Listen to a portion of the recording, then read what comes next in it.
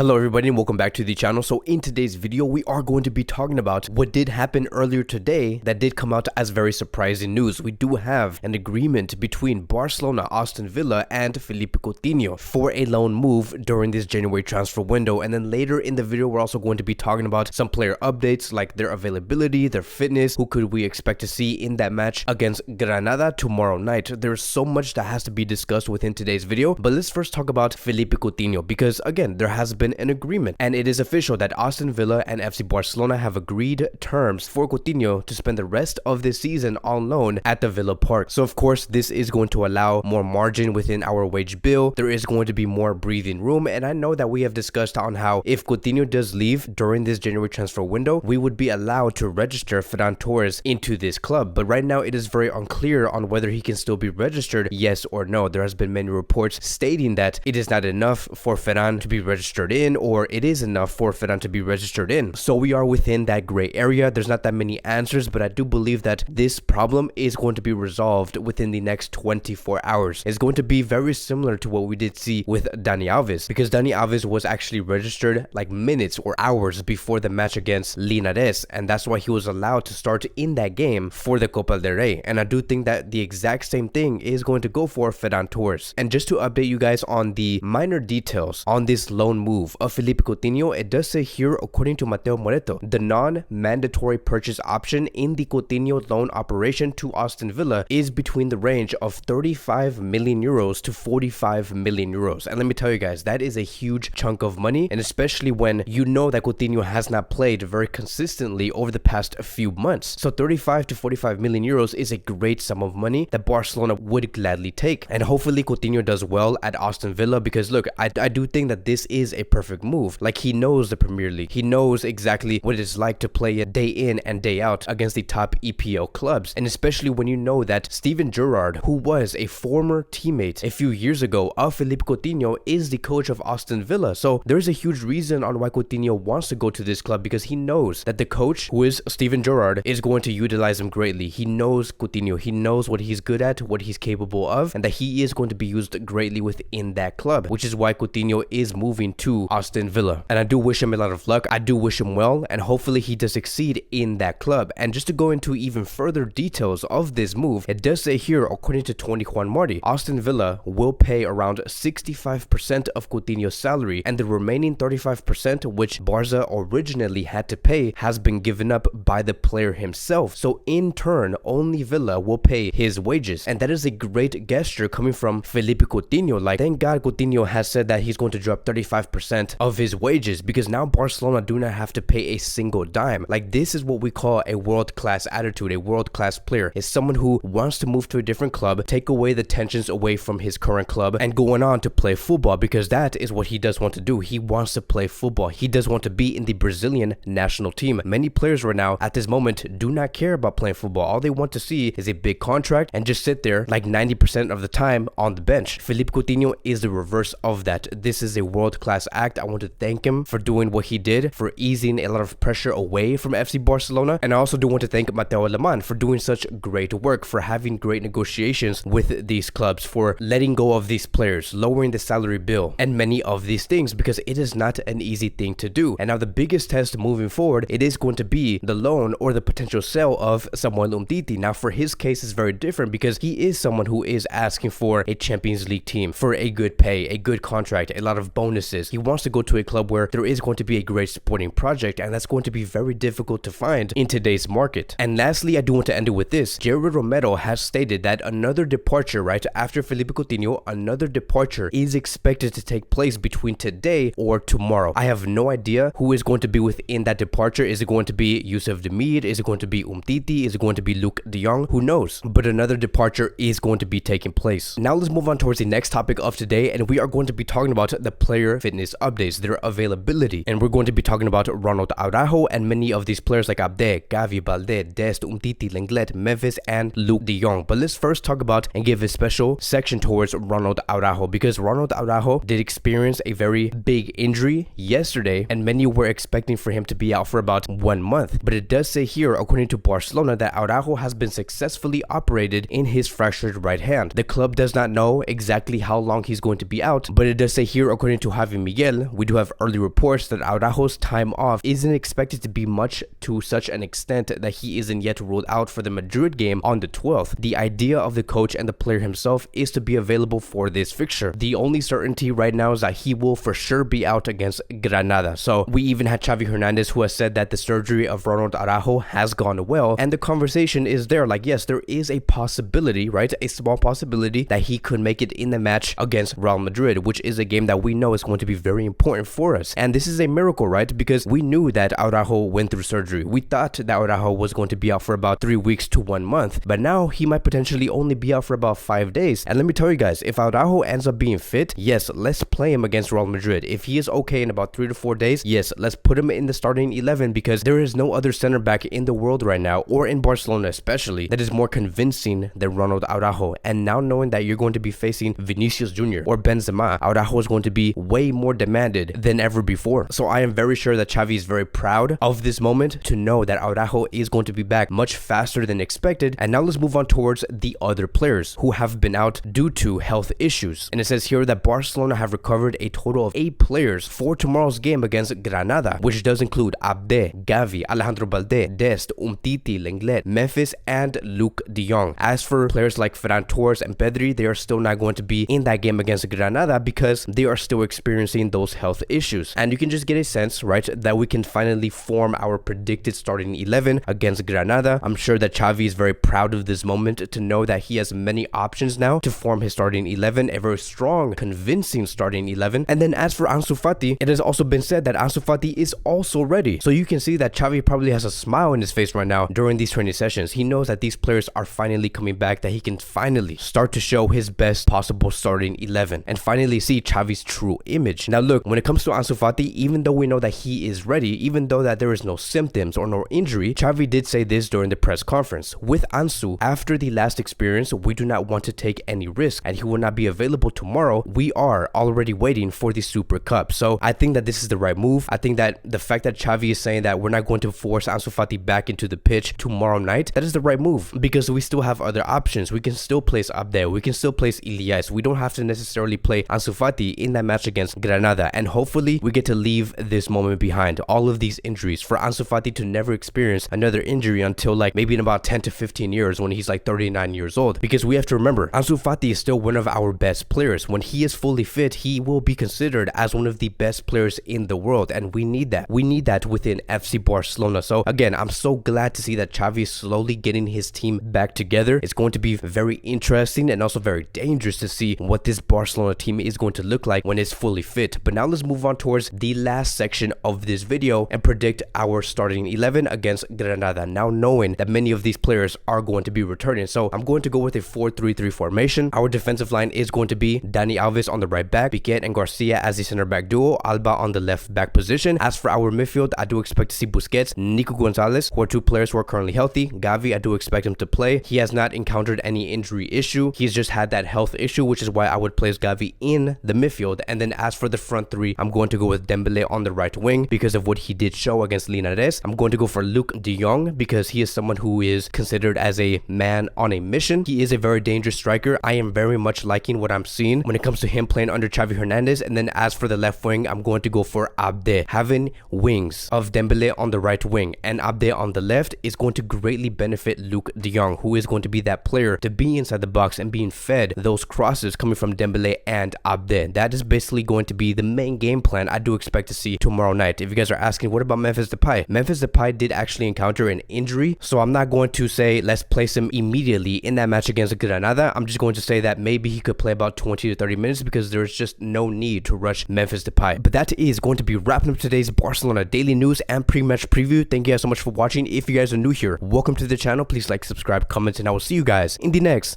video.